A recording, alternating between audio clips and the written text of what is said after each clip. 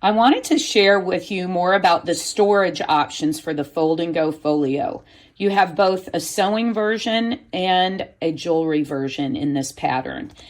I have some wonderful Clover tools to demonstrate with today. This is Debbie Maddy's fabric line from Moda, just FYI. And then you can see that we have used the drawstring bags for both storing boxes of pins, thimble, wonder clips. You could put your bias tape makers in those bags. You could actually fit your needle threader and keep it secure in this case.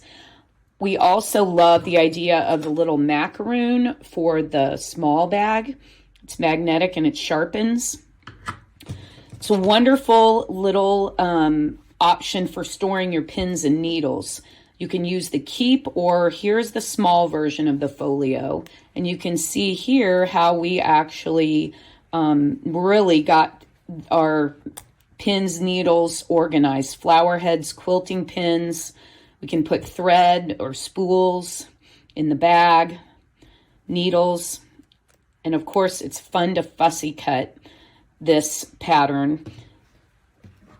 Again, this great looking fabric from Debbie Maddy.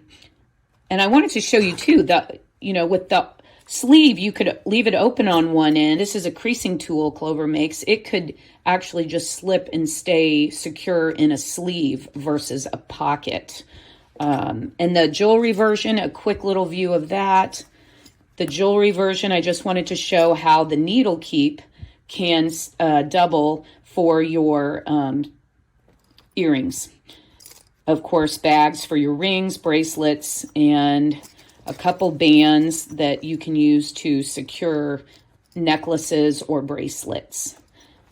So there you have it, the Fold and Go Folio.